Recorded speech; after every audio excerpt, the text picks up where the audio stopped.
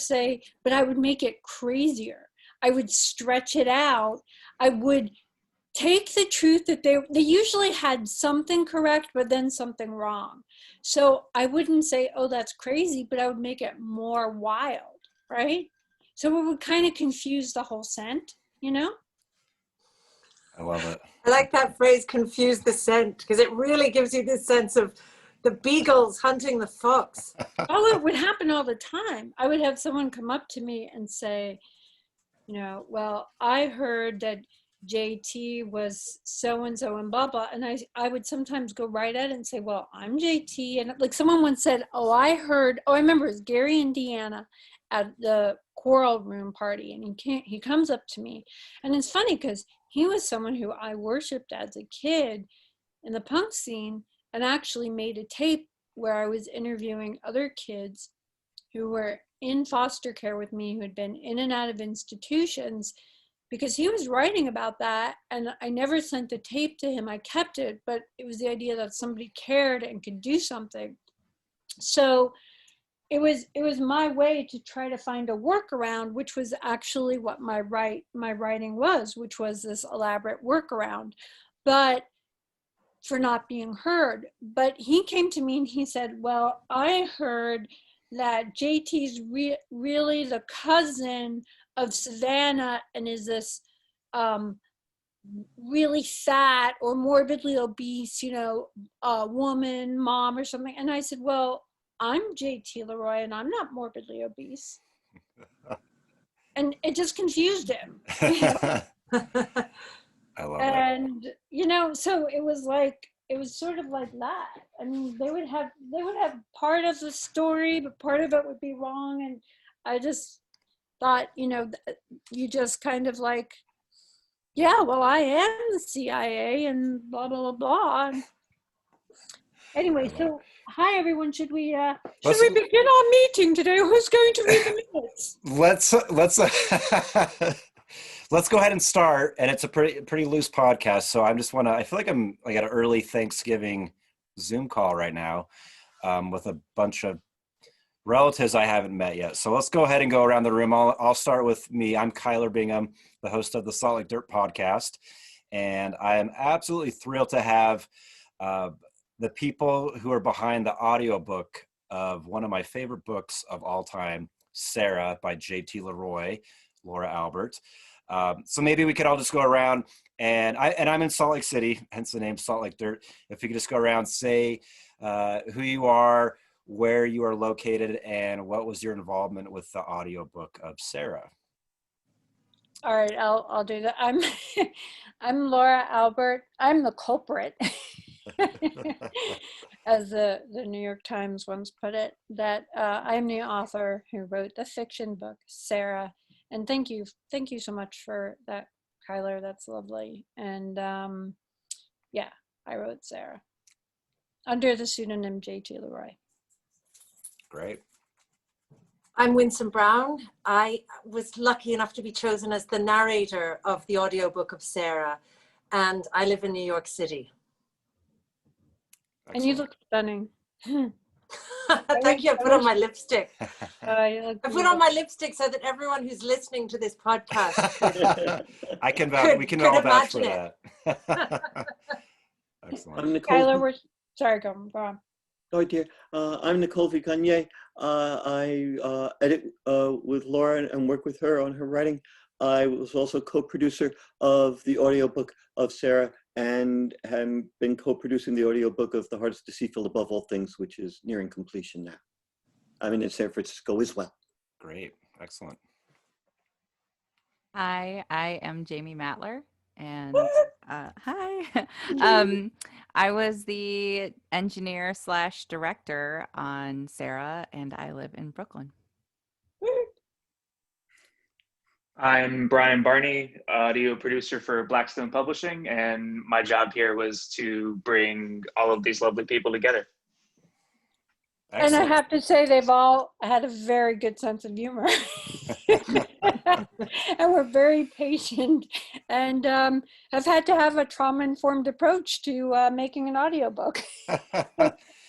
Well, so here I hold it right here. I love that I was able to get a hard copy of this from Blackstone. Maybe I could just start.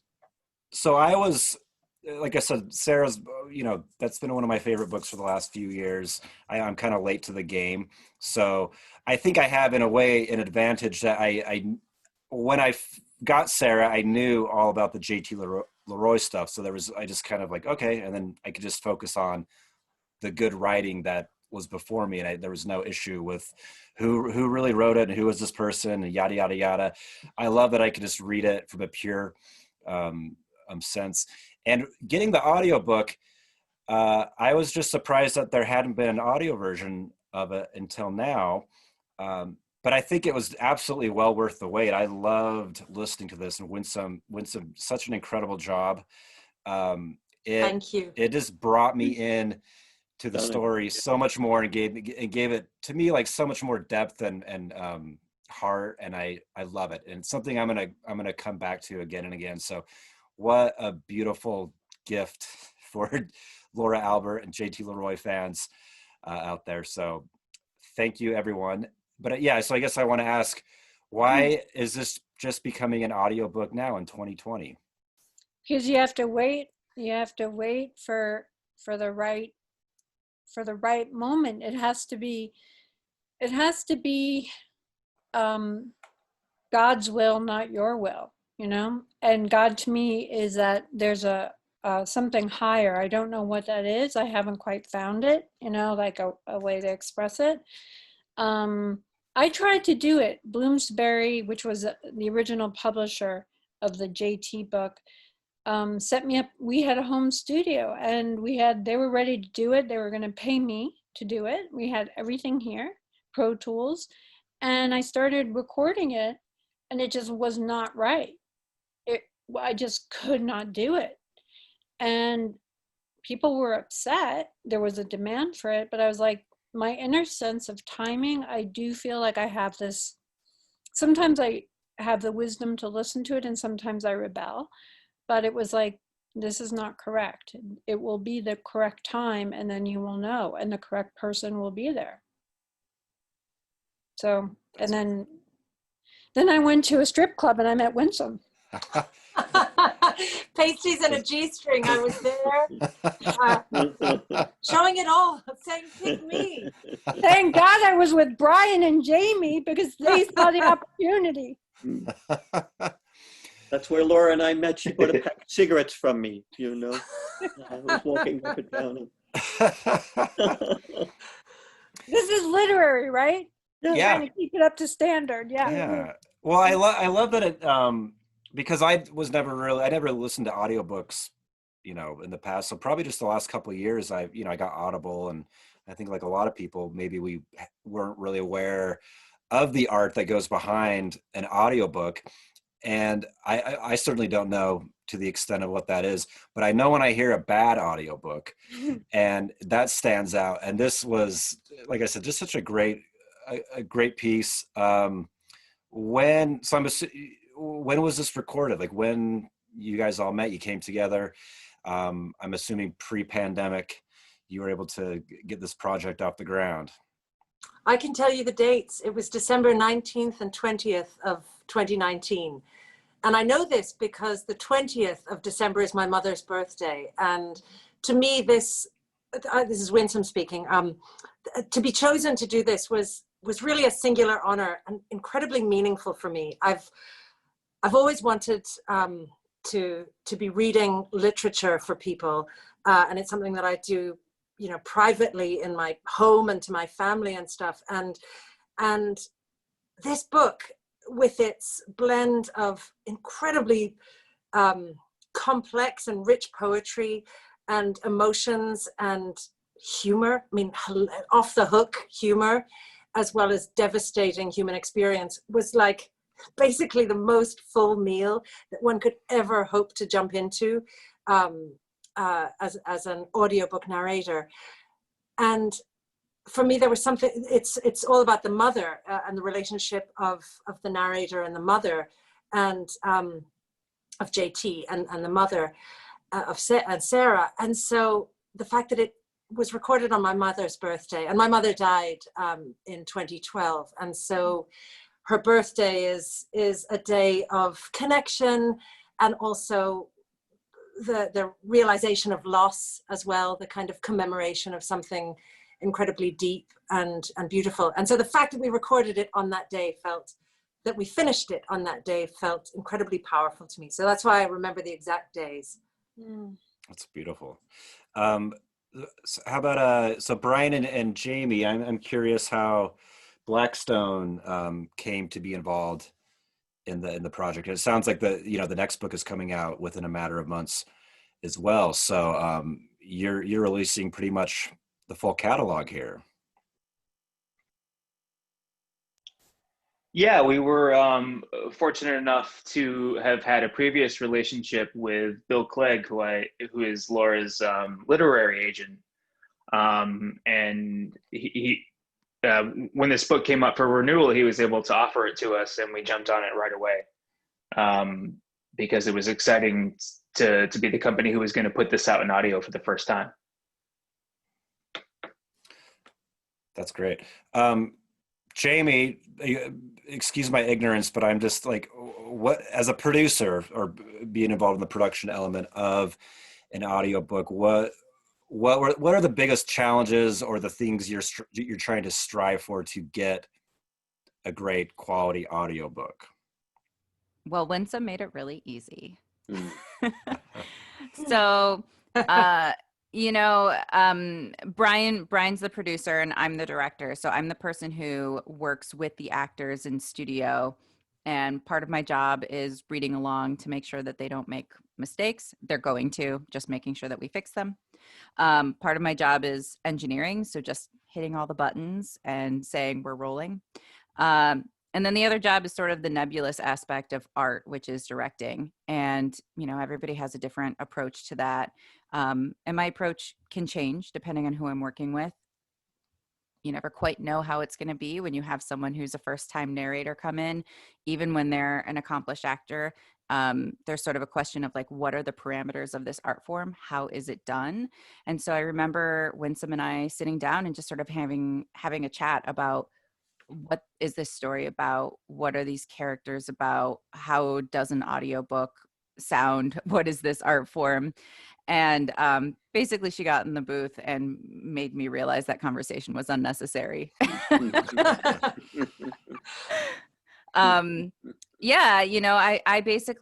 think of myself as, I jokingly say that I'm Cookie Monster's assistant, where Cookie Monster is eating all the cookies, and my job is to catch all the crumbs and go, Cookie Monster, you missed this crumb. And Cookie Monster says, yes, crumb, and throws it back in their mouth. So that's about it. My job is to let the actor shine and make sure that nothing, no crumbs fall. But I'll say, this is Laura, that's underselling the capacity for, because I recorded a story there. I recorded, no, what did I record? Nicole, what did I record? You did balloons, hon. Oh, balloons, right. The first one I wrote. So I really expected kind of I was in a bunch of different studios when we were doing, what is it called? AR for the documentary, the JT LeRoy story. Is it called AR? When you're doing voice stuff. Oh, ADR. ADR, yeah. And even some reading some stories. And I was used to it just being kind of like very formal, kind of no connection. Even in the Vice studios, it was just very kind of, and I was like, okay, I'm going to be very professional. I'm going to be very professional. I'm going to keep my tail tucked in. My ears are hidden. And I was just so struck by the warmth of Bryan. And then Jayme, it's like the warmth, and you feel held. And that, I think, depending on the work, you might not need that. And depending on the person who's used to kind of like unzipping, using the urinal, putting it back, going away.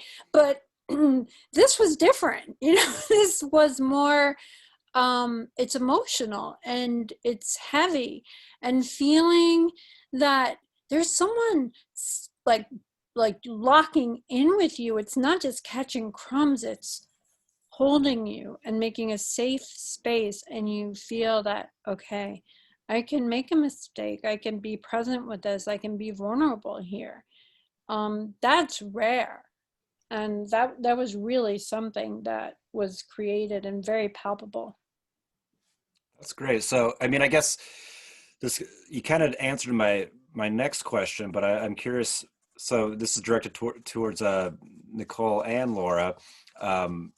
Having someone read words that you have been so painstakingly a part of, personally, is that I mean, hopefully not a dumb question, but is that a challenge, or are you able to just let go and let the artist take it and run with it from there? Well, if it's Winsome Brown reading it, then you're home free. Aw, thanks, I mean, you Nicole. listen to her read Sarah, and it's like watching a bird in flight, you know, or like watching a thoroughbred run. This is what someone is born to do. And the feeling of being, oh, now you can relax. Now you can let down your guard and everything. That's the effect there. And of course, Winsome also participates in the other audiobook that we've done as well, because, you know, hey, but there was never any question. It was, once we knew it was in the right hands, you could just sit back and marvel at it. Right. Which is what people do ever since now. Now the world can do it. I love it. So with the next one, with the Heart is Deceitful, that's several different narrators that you have a part of that project. Yes, we decided to really go to town and bring in a whole slew of people. This is very typical for an audiobook, but the stories deserved it, and we brought in a beautiful range of folks to read it. And I don't want to stiff any of the names, so I'm going to call them up on a file right now. Laura, why don't you tell them a little bit more about what we're doing with that while I call up that file? Well, they were, I mean, Blackstone has been very indulgent, very patient, very loving. Yes. I'm waiting to get the cease and desist any day from Bryan. Sorry. Where it's the idea, well, for me, it was JT shouldn't be just me, because it wasn't. And JT kind of became everybody. Like, everybody should have their 5 minutes of being JT. And I think bringing people who were part of my past, who had some connection to the work, and we have a very diverse, eclectic group, and that's absolutely beautiful. Many of our readers are people who wrote to me, or I read an interview where they said that they became a writer because of Sarah, or because of The Heart is Deceitful, and now they're noted writers. And of course the invitation was, well, it was just such a coincidence. Would you like to read? Like, what's Paul's name? Paul Mendez is a perfect example, the author of Rainbow Milk, who is in London. And he reads one of the pieces now in The Heart is Deceitful Above All Things. It's a very interesting group because there's actors, there are musical people, there are writers, and from an array of backgrounds and different personalities too, which bring the whole thing to life. Let me also stop for a second and just say that the precedent for this was that we brought in the artist and filmmaker Leela Dare to read on the Sarah audiobook, because Billy Corgan, the musician, had written a special foreword for that issue, the reissue of the book.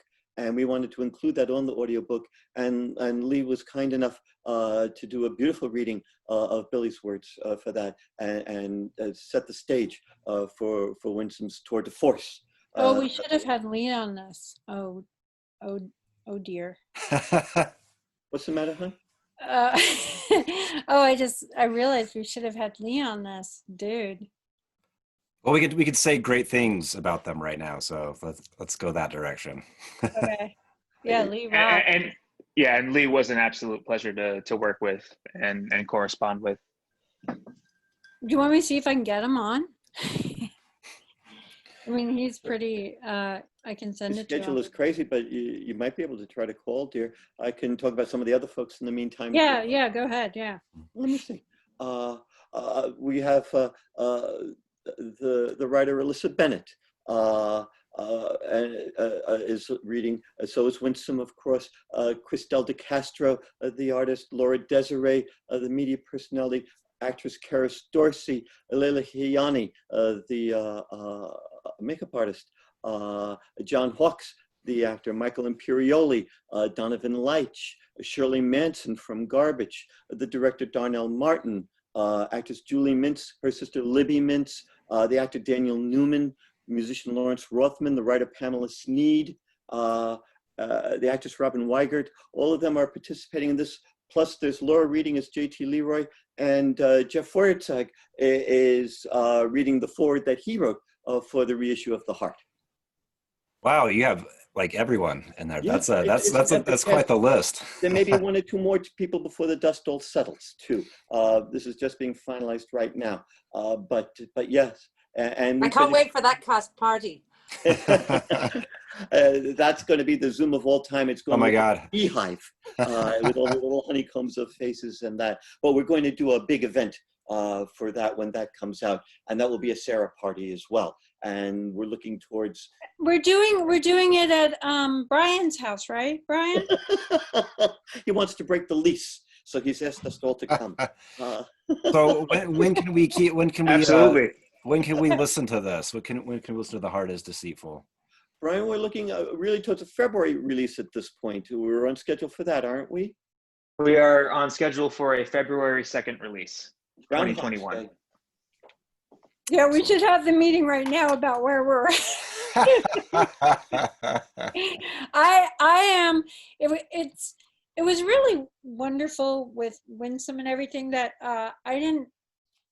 I was kind of with JT, it's like I was being Speedy, which was sort of like the handler and the manager. And what was so wonderful is just really like what Nicole said, just letting it go. And it was really beautiful. There were a couple of things where we listened to it, and Nicole, do you remember those where it was Go on a little bit, dear. How do you mean? I'm trying to remember, like the conversation, like with the mom voice or something. In Sarah or in The Heart now? With Sarah, where we spoke to Winsome. Well, we did a lot of speaking with Winsome as she was preparing it. She was kind enough to send us audio excerpts about how she was going at it and discuss the different voices and everything. And it was really just, it was very simple and direct. Winsome knew what she was doing. It was very easy. It was just completely like it's almost like, you know, when you see someone working with an expert ballerina and you're just like, can you just move your hand to that little tiny touch, and then it's done, you know? When I first heard Winsome doing the voice of Sarah, the little hairs went up on the back of my neck. It was so startling because she caught that bray and that quality that character has to have. And indeed, Sarah is a minor character in Sarah. But she brought her just completely vividly to life, and that's why we knew it was going to be an epic experience to hear the novel done that way. Yeah, it's like I said, it's incredible. When I listened to it, same thing. It just like, you know, something I've read several times over the last few years, and to hear it done so well, and it was just, I couldn't have hoped for a better representation of the work. So. But I can't, you know, sing your praises enough.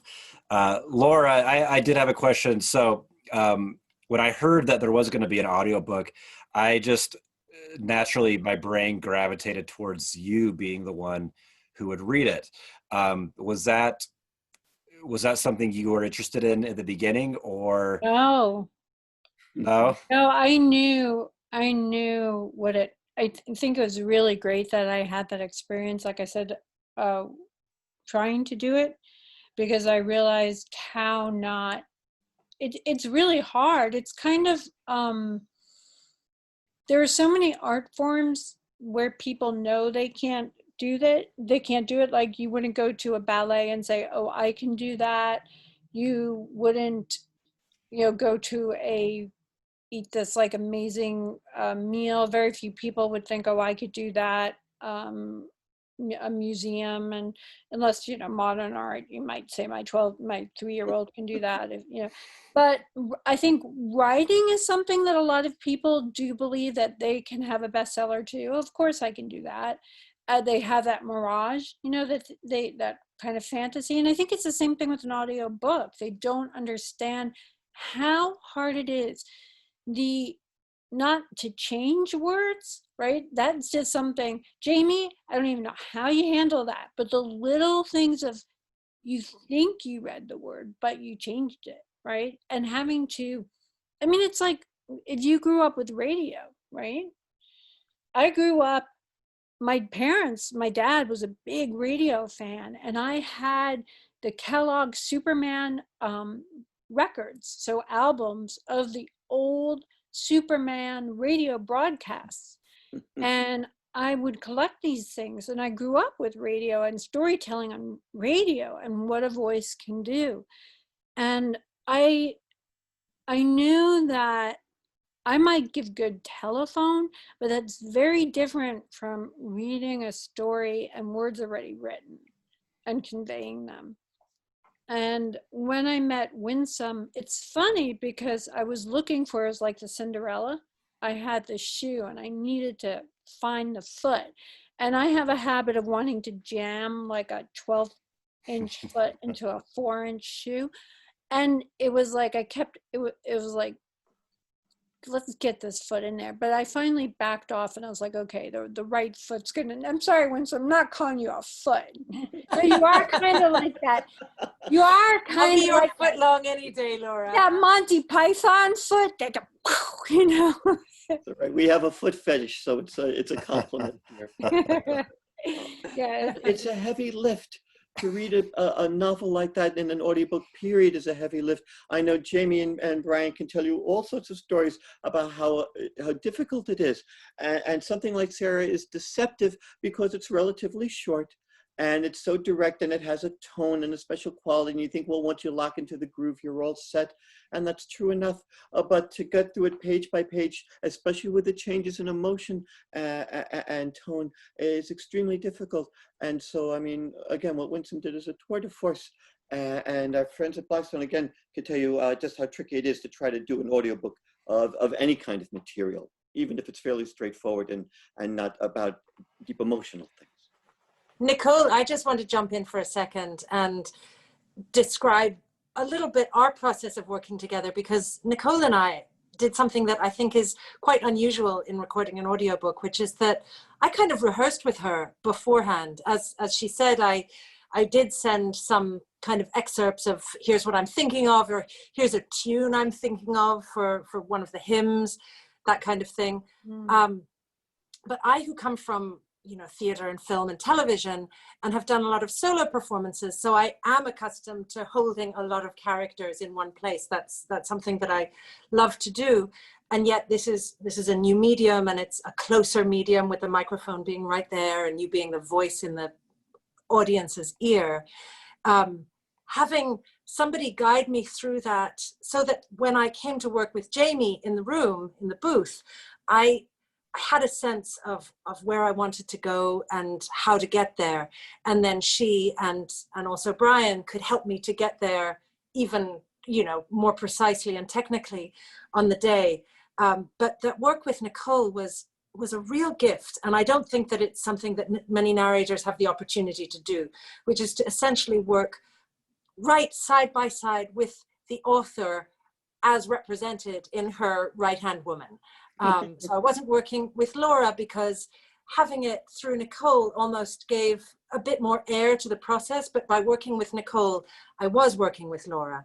And so I knew that I was bringing the author's words to life in a way that would please Laura. And that, I mean, the whole thing seemed quite sacred to me, to have met her and then to be chosen for this, you know, seminal work, and to bring her voice in this complex kind of, there's the narrator, there's the book itself, and then there's the story around the book of Laura and her relation to JT and JT's relation to the world and the film author and all of that. So I was conscious of all of these different pieces, and Nicole so generously gave her time to help me go in there and feel confident. And that made the process with Jayme and with Bryan just such a joy. So anyway, this was really a long-winded toast to Nicole and say thank you. You're the best. Yeah, absolutely. That Nicole has this theater background, and the plug-in. I think that for me, this is Laura, to be able to trust. It's like the circuit, you know. I mean, I squeeze that baby out. Why don't you do your expertise? And I believe that Nicole was able to hold it and impart the way she did, even in preparing it for the new drafts of the books, going through it each word to make sure, like savoring it. It's almost like My Fair Lady being able to know the rain in Spain, taking each word, the diction, where it's too convoluted for me. So that was just so beautiful, your connection and your relationship, because you do both come from theater. I was going to say that I had the opportunity to prepare the text of Sarah for the reissue that HarperCollins did, and this is, of course, the edition that Winsome read. So I actually had the material pretty much at my fingertips and was able to make the connections that she would ask me about certain people with it. But I mean, Jimmy Stewart used to say that a great theater director, if they give you direction, you'll step 6 inches, maybe a full foot to the right if they ask you to, and that's clearly what it really was with Winsome, for goodness sake. It was our confidence that was being built in all of the discussions that we had. Sure, I could see some of the connections and help to put things into a bigger perspective for her. And as soon as that was clear, all you had to do was listen. It was just, what Winsome does cannot be taught. This is a gift that a person has naturally, to be able to bring emotion to life like this, and step back herself and let that come out for people to be able almost to touch with their fingertips. That is something you cannot teach a person to do. That is a natural gift, and she has. Thank you, Laura. Oh, thank you, Nicole. Sorry, I didn't. I got a thumbs up too. That's great. And again, that we were lucky that we found a home in Blackstone, a place that I'm not treated as, it's a little left of field how we're doing this. And they're just like, okay, we're down. I kept expecting, like I said, to get the cease and desist letter, Bryan, you still okay? It's been a labor of love for sure, but it's been rewarding at every step. I remember that first phone call we had when you said, well, these are all the people that I want to read on the audiobook for The Heart is Deceitful.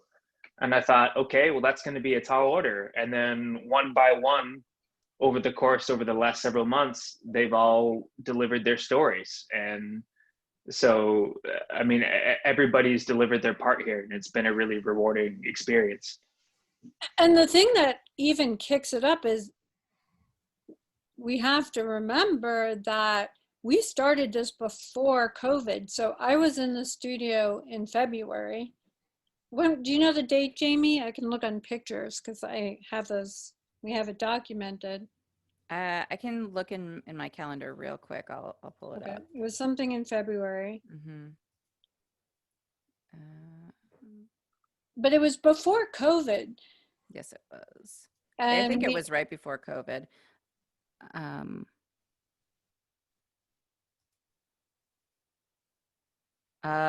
February 26th. Wow. Oh, wow. That's just a couple of weeks. Yeah. Mm-hmm. Yeah. So not long after, it was like lockdown. And I remember when I was there, San Francisco, actually, when I was in New York, San Francisco, where I live, declared a state of emergency. And I was thinking, man, maybe I'm better off in New York City, but turned out not to be like that. But people have turned in their stories from all over the world. That's incredible. Do you guys, Bryan, how would you normally do something like this? Like what, so maybe we can talk a little bit about what that's been like for you guys to record in lockdown. Yeah, that's one thing I did want to ask, because this is the biggest interview as far as multiple people that I've done for the podcast. I'm curious, and we have representatives from all kinds of different fields, and I'm just really interested in how this has impacted your work. So yeah, absolutely. So yeah, Bryan and Jayme, I'm curious how that has impacted you and what you're doing right now.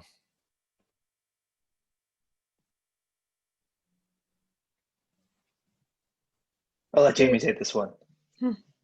Oh, okay. Well, Bryan and I have different things going on because I don't work at Blackstone anymore. But basically what happened in the shutdown was we started remote engineering people. So I started working from my apartment. I got a whole computer set up with a laptop and a talkback mic and a mic pre, and people started setting up home studios. Now, a lot of our regular narrators that work all the time, they already had home studios, but then a bunch of people started building them. And I'm assuming that a lot of the people who were working on this project, they either had access to a studio, had some recording equipment, and sort of have gone through this process of having remote engineers, remote directors working with them over Zoom like this, making sure that, everything is coming out okay. Winsome, how about you? How's this pandemic impacted your work? Well, I recorded Baby Doll for The Heart is Deceitful Above All Things from my home studio, which is like so many people's home studios, in a closet with blankets around it. And I used Source Connect, which is an online platform that basically makes the engineer and you have a very clear connection. And it was wonderful. I already had most of the equipment, but I didn't have the Source Connect. And so how it's impacted me is, and I think so many performers during this time, is that we've had to become technologically adept and facile enough that doesn't throw a whole lot of nerves at us right as we're trying to be performers. I mean, one of the luxuries of being a narrator and having somebody like Jayme or Bryan right there at your side is that you can just relax, and all you have to do is submit to the performance and allow yourself to become a vessel. But if you're the person managing your Source Connect, once you have that going, the engineer is then taking over. But I recorded another audiobook from my home studio, and I think many people are doing that. So we're wearing many hats. And I think that's how it's affected us, is that we have to get quite good enough at the tech that it's not impinging at all on our performances. And so, I mean, that's the way of the day. I remember 20 years ago, a friend of mine who is a theater reviewer saying, now I have to, in addition to writing for the magazine, he wrote for Time Out New York, I have to also, write for the web and do social media. And I'm not getting paid anymore. It's just, I have to do 2 jobs. And I think that's kind of everybody right now. I mean, no matter what side of the business you're on, everybody's doing more jobs than they used to do. And that both gives us more power, but also requires a different kind of attention and engagement. That's a good point. And there is a difference, as we've seen, with people who are doing it from home. I mean, we've had to re-record a couple of people because there wasn't somewhere to kind of spot them, And like we're saying, having somebody say, oh, you changed this word and that word, where it's so easy to do. Like the word says that and you've changed it to which or something like that. Yeah, definitely. I mean, I can relate. I mean, totally I'm a high school teacher, but I'm wearing two hats, and it's been we're just kind of thrown into it, and we all, no matter what career path we have, we are just doing the best we can, hopefully. And it seems like I'm curious, like some of the creative works that are going to come out of this time period. I guess we'll see. So, Laura, Nicole, how about you two? I know you work together with your writing and your business. How has this impacted you two? We're just selling penis bones out the window. That's right. I hope so. Because they don't dare go out the door anymore. Somebody on a Zoom call, we had this guy, he told me how he shared how a Tinder date picked up his penis bone and used it as a Coke spoon. That's, first of all, he was like mortified that the guy would do that, and the guy was more mortified when he said, well, that's a penis bone, a raccoon penis bone. And like, wait, not a Coke spoon? It's like, what, It seems appropriate. Yeah, it seems appropriate. Yeah. But yeah, what we're doing, I'm in the process of, I don't like the word memoir. What would you call it, Nicole? I would call it a book. No, seriously. Laura's writing a book, and it's her life story, and it's, as a writer, she's at the top of her form. This is what is such a special joy. It's writers are the wrong people to ask about the problems of the pandemic, because being able to keep the door shut and keep people away, is considered a plus, not a minus. And so it's beneficial for writers, really. Writing is not a social art. Even when writers are collaborating, it's not a social art. Sure, yeah, definitely. So we take advantage of this time. I've been working on manuscripts, and Laura's been working on her book as well. And of course, we're able to coordinate everything that we need to do as we proceed. So That's for great. us, it's been easy. We don't have to show our faces. I love it. Yeah. It's for folks in other professions that have to deal hands-on with people like Bryan and Jayme and Winsome, of course, that have had to become even more creative. We're lucky. We're not challenged to become more creative. We're creative enough. Thank you. Oh, that's genius. Yeah. Yeah, and Nicole's completing her book on the Tao Te Ching. Did I say it right? You said it right, dear. Yes, indeed. During this time, I've written an English language version of the Tao Te Ching, working from a book that breaks down English meanings for every single character of all 81 poems. Phenomenal. I'm not literate in Chinese. I can't do a translation, but I can create an English version if I've been given a range of meanings for each word in the original Chinese. And so that manuscript is one that I've completed now. Oh, that's excellent. Yeah, I can't wait to check that out. That's so cool. And Laura, I'm so excited, because that was one of the questions. I mean, and I think a lot of your fans have the same question. You're probably annoyed with this question, is like, when are you going to put something new out? And I'm so excited that you are working on something, because, I love everything you write. So this is going to be incredible. Can we, Nicole, how many, where's it at right now? How big is it? Well, folks will see the right material from the larger manuscript that's being generated now, but we're at, at this point we have about 700,000 words. And oh, wow. we will... and Sarah was what, 50? 45. 45. Okay. So it's about 15 or 16 times longer than Sarah. Like Obama's multiple volumes, yeah. It's going to be huge, but what we'll put together is something that works within a smaller, more focused context, and there's going to be other material for other projects and other releases too. This has all been, Laura had stopped writing for a long time, and when it finally kicked back in again, it just has been coming out in this beautiful torrent of coherent and meaningful and unforgettable prose that's going to knock people out when they see it. Oh, Nicole. That's the truth. That's lovely. That's the truth. The way it happens is our process is I write, I start hearing it. It's sort of like I use this metaphor of or example of, You know the film Alive, where the soccer team is stranded? They have a plane crash and they're in the Alps or the Andes. Yeah. And they forget about eating one another, but they realize they have to try to hike out. No one's going to come to rescue. And I was waiting for someone to rescue me for a long time. Like, could someone else write it for me? Or the documentary was necessary just so I can even be heard, because it wasn't even possible to be heard. And so much of my life is finding a workaround to be heard, right? Part of the creation of authors was always as a workaround, because I felt impossible to be heard.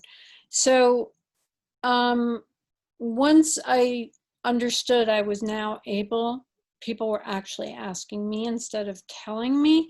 Once it was where I was able to kind of push back against the dominant culture narratives about me, and I felt, okay, now I can do this.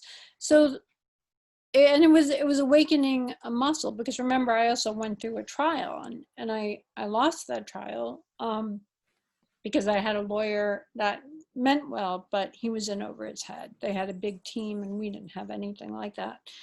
And the Authors Guild got involved and helped me with that. But I felt the gate go down, the gate. I was like, I'm done. I mean, it still makes me cry to this day. I felt it was like the storm gate. I was like, I'm done. I really literally, where you hear it and that slam down, it was that. And so the fact that it was able to lift,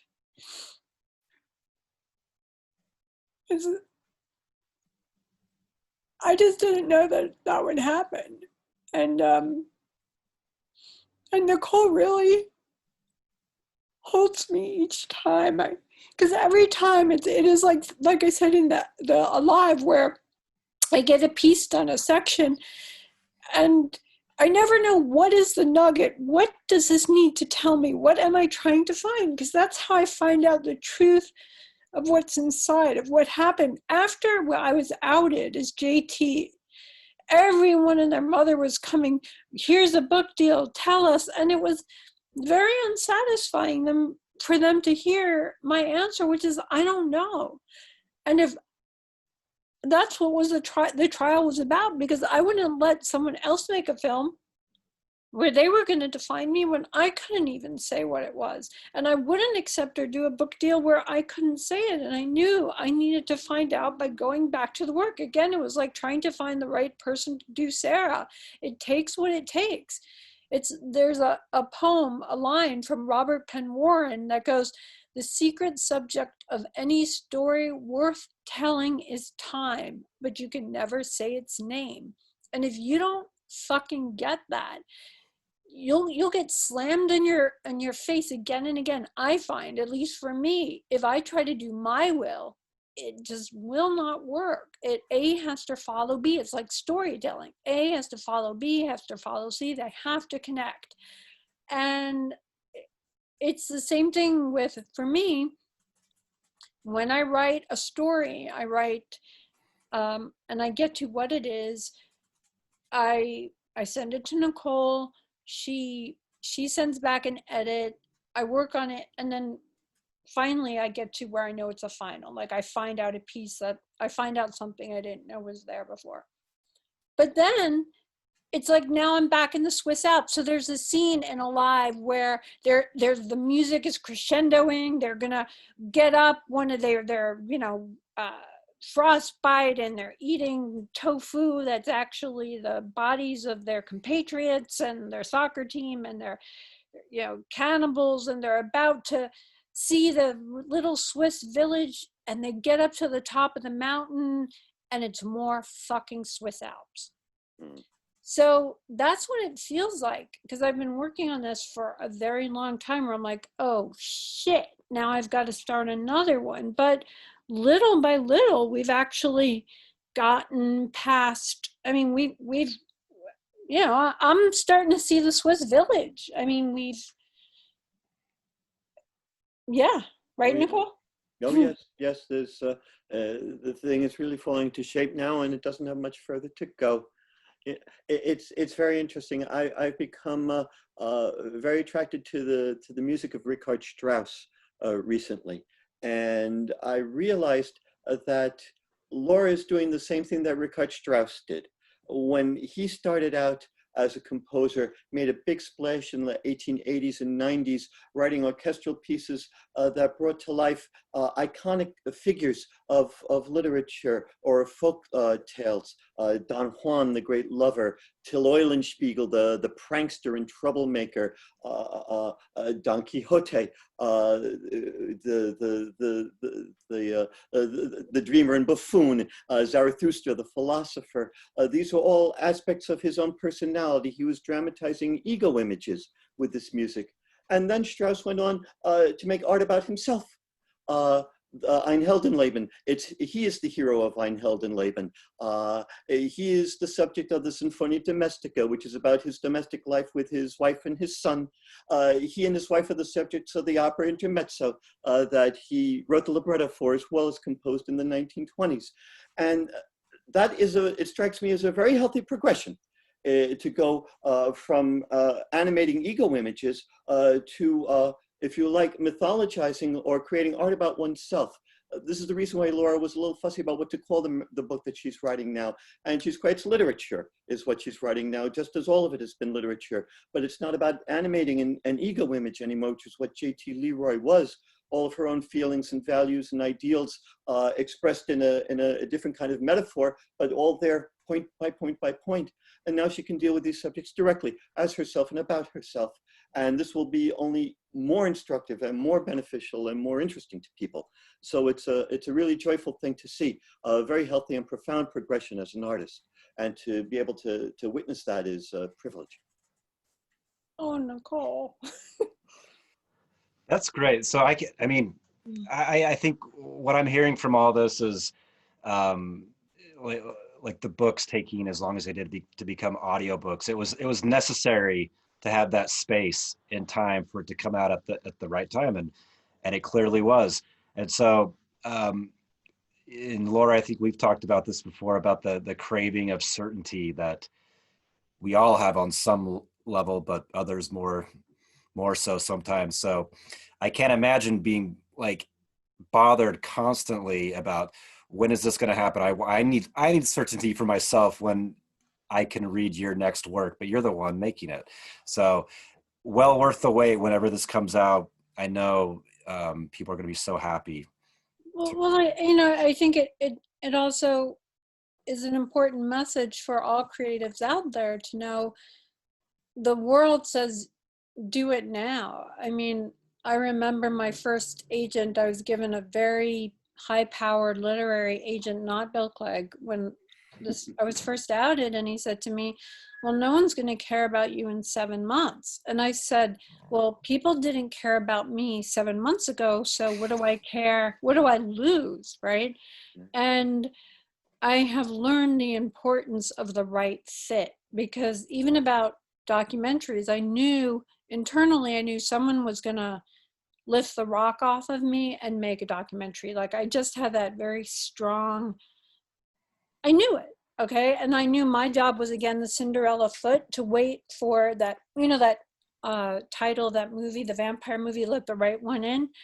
I was like, God, please let me let the right one in. In my desperation, please don't let me kind of let the wrong one in. And I was constantly, I was approached by so many people, and it was like, when Jeff Feuerzeig came along, I was like, oh yeah, no, he is definitely the right one. And it wasn't my time frame. I wanted it right away, but I was not ready. And it's kind of like the universe making me ready. It is such a wonderful fit with Blackstone. I keep waiting for them to turn into the mean well, I won't say mean, but more like to come back and just say, you know what, you are just too fucking out there. This is just like, gotta stop. Because I mean, it's been complex. It's been complex. We've had people who've had different things come up in their lives, and we've added stories that weren't available before. And they have not accommodated my fantasy of mean, cruel TSA agent, you know? Everybody knows Blackstone is the top of the line when it comes to this sort of thing. Michelle Obama did her book with them, and they have done nothing but been supportive and encouraging and creative and responsive throughout this whole process. It's just been a joy. That's great. Well, I think this might be a good. Guys, I would just say for the record right there that Jayme did that book with Michelle Obama, not Blackstone. Oh. Oh, wow. Thank you so much, Brian, for clearing that up. I'm sorry. Congratulations, Jayme, dear. Oh, thank you so much. But Blackstone, I love that audiobook. I love that audiobook. That's great. But Blackstone has done a lot of really, really wonderful work in the industry and is well respected. Great. Well, great. So I encourage everyone to go out and get Sarah right now. It's available. And then within a matter of months, we're going to have The Heart is Deceitful above all things. And that is going to be a real treat, especially hearing all the different people involved in that project. Okay, so I want to thank you all for your time. I know we could probably go on for hours. I know I could. Well, I just want to say one thing. Yes. In the movie, in author, the JT LeRoy story, I say how I filmed Sarah. And I always felt it would be a movie, and I think it will be. Like Gus Van Sant was going to make it, and then someone else. Right. Thank God it didn't happen with that other person. But I really feel like listening to Winsome, she films it with her words. She's filming it. She's taking it to that other level. And I've heard from people who are dyslexic and have not been able to read the book. Okay, so they love everything around. They've been able to absorb it. One man tells me how his boyfriend would read it to him, but he really wanted to be with it, and how finally he's able to listen to it and receive it. And that's just, he says it's filmed, and that is just so well, I don't even have the words for it. I mean, Winsome just, and it's funny because when we connected Winsome, I remember you guys, was it Bryan? You guys were like, oh man, we've been trying to work with her. Right, Bryan? Yeah, and it ended up being a great connection. I sent Bryan some chocolate, so he's busy with the chocolate. It's funny what you say, Laura, about cinema, because I've listened to the audiobook of Sarah, and so did my husband, and he was talking about how your kind of molding of time is so incredible, and how you break down a moment that is, probably a second or two in real life, but it might take 3 or 4 pages. There's the bit where the lemon goes flying out of the mouth and onto the floor, and JT goes flying off the lap. It's this wild comedy, but that's broken down beat by beat so precisely, and in hearing it, it does become cinematic. And I mean, I'm flattered that might be part of my work. I think it's also just part of the way you write, that when you can take these words and these images that you give them and take them in a kind of the slightly slower time that happens when you listen to something rather than when you read it. Because when we read, the images come flying by us like driving in a car. But when you listen to something, it's maybe a little bit more like taking a walk through a book. And so anyway, one of the things that I was fascinated with in this cinematic quality in listening to it is also the degree to which the comedy comes apart from the emotional devastation that you're presenting with all of these characters and their intricate lives. But there's so much physical comedy, and you really get that when you listen to it in a way that is, incredibly cinematic. I would just add here very quickly that Winsome also understands the intimacy that's necessary in something like this, especially this text, which has a first-person narrator. So there is a person talking to you all of the time. And regardless of what other voices may be lapsed into in order to create dialogue, there is a deep intimacy that a listener has to feel. And that's the kind of thing you normally get in film when you can look in an actor's eyes. That's what happens as you listen to her speak. You're looking into her eyes.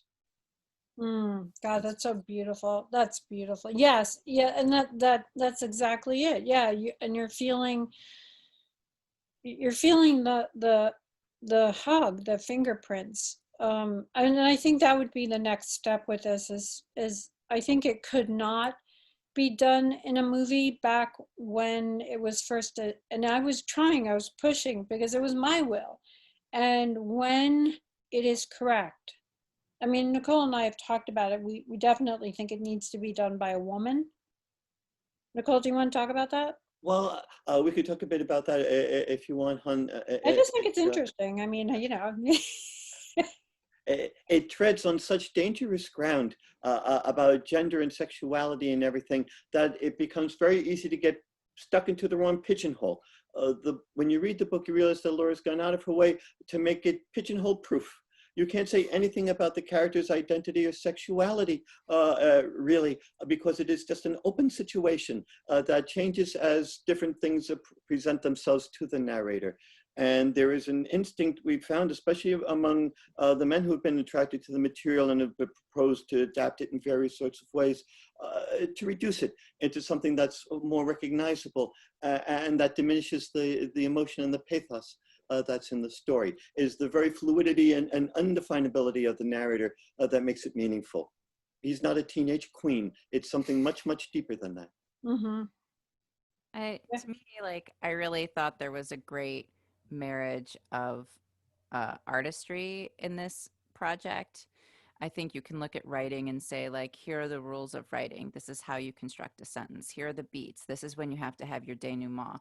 And when people are like, but I just have this story I need to tell, perhaps I break some rules, perhaps this is a little unusual, but here's my story. And it comes from a place without a drive to create something technically correct or without ego. This is just my art.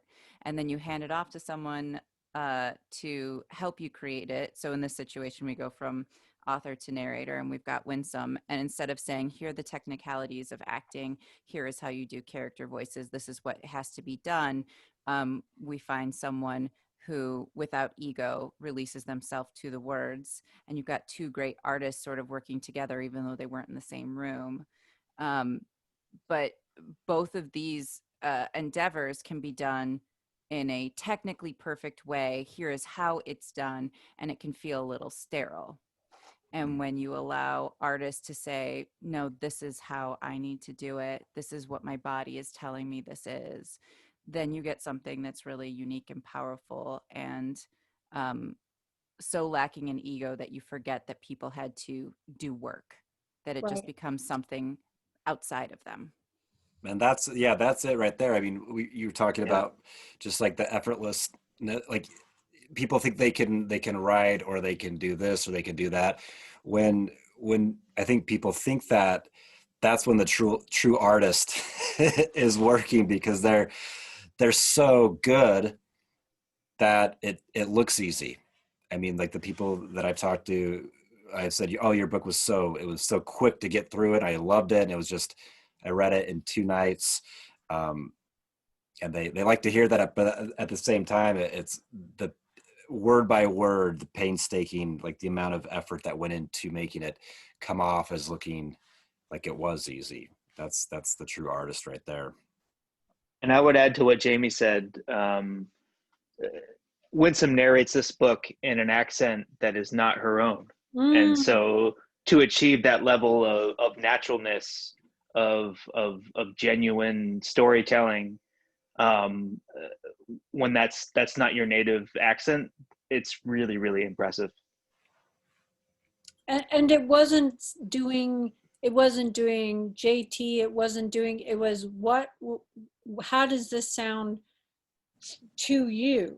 You need to make this character, which is Cherry Vanilla, which doesn't really have a name. I mean, he doesn't have a name, and how he sounds needs to be organic to you. And how did you do that, Winsome? How did you find your voice? I suppose I allowed it to come. You asked me, you said, would you be interested in recording this? And I remember I was actually in Vancouver working on Supergirl. I was playing a Kryptonian witch. And from the hotel room in Vancouver, I recorded something on my phone and sent it. And I didn't listen to anything in advance. I read it how I felt it. And it was only after that then I started listening to Author. And I mean, I watched Author and I heard JT's voice in its various incarnations. And that I allowed that to touch me, but I had already kind of arrived at my own version of that narrative voice right at the beginning. And then for the various characters in it, I mean, the work with Nicole was incredibly helpful, and Jayme, I'm incredibly touched by your use of the word egoless, or lack of ego, because that is something that I truly aspire to as an artist, is to allow myself to kind of be a channel for those voices that are bigger than I am. And that's the joy of it. And that's the joy of getting to touch the flame, somebody else's flame, and have it light in me. But for the other characters in the book, working with my idea of play and fun and difference, practicality. Some of them are men, some are women. Sometimes where they come from in the country is specified, and so those that informed. And I mean, I love accents. I love working with accents and voices and play. Like with my daughter, we talk in a million accents all day long. Like that's my favorite thing to do. And to get really precise about it, so that it's not about a show, like a party trick, but really like, what might it be like if this is how I was? How would I be? What kinds of things would I say? And so it's like living many lives in one life. And so this is why, as I said right at the beginning, it was a singular honor to be chosen to do Sarah, because I mean, the depths of life and human experience that you touch in this, Laura, are so profound. And it's just such a wild trip to be able to allow them to come through my body. So thank you. Thank you. There's this wonderful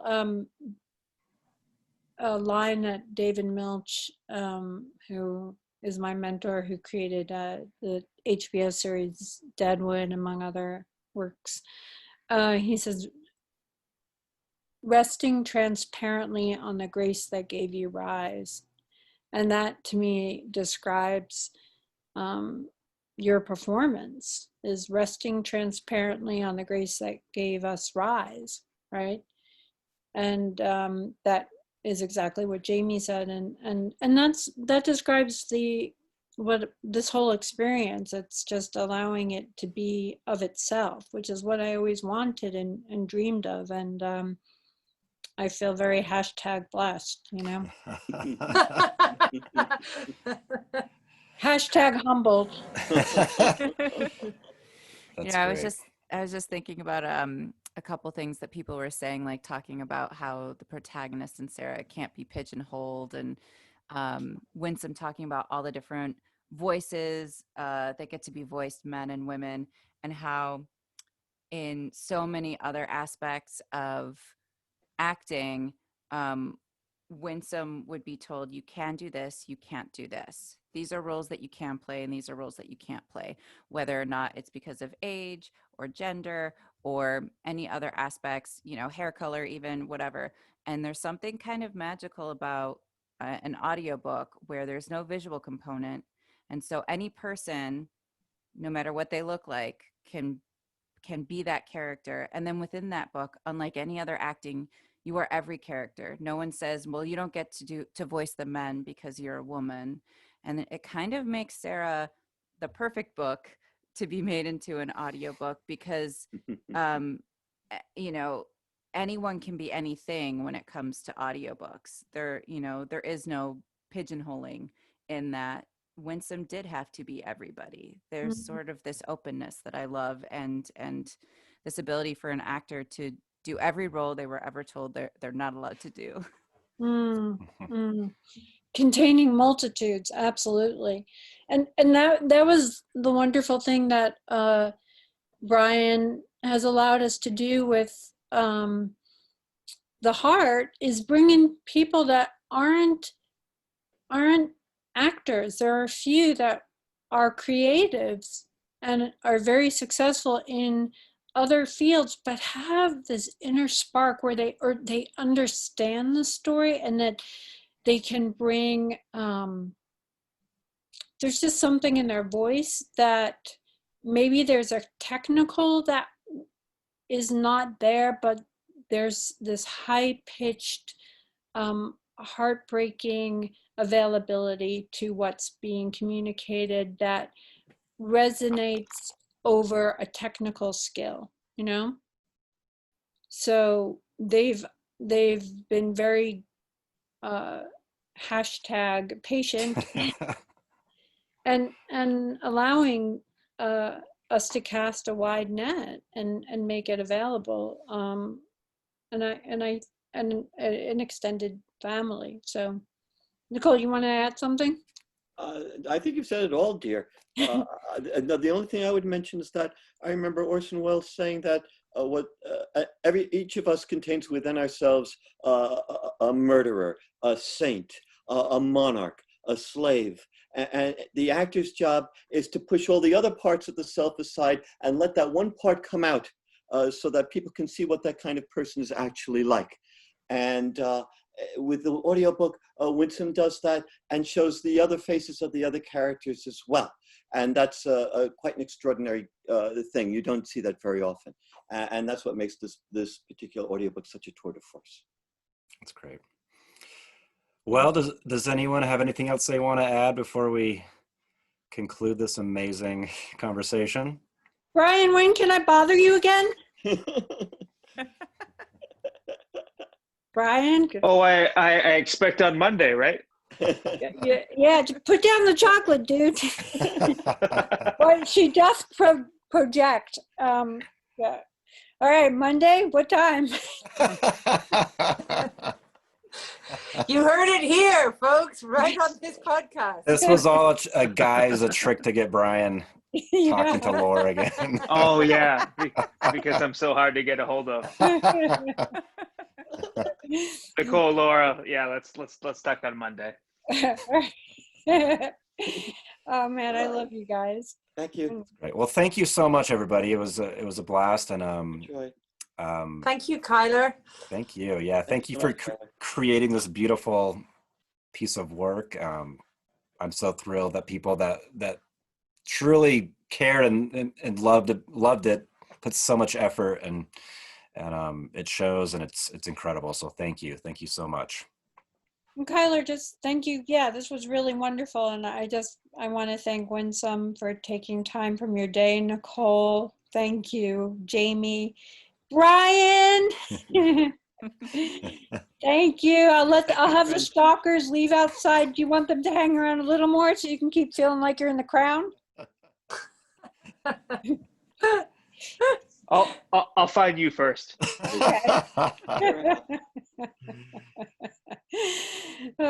No, this is really cool. And Kyler, just man, thank you. Absolutely, thank you. Thank you, Charlie, dear. It's an honor. Okay, I'll be in touch. So thank you so much. You all have a great weekend, and have a great one. We'll see you. Party on, Garth. Thanks so much, Kyler. Bye-bye. Bye. Bye. Nice meeting you all. With you.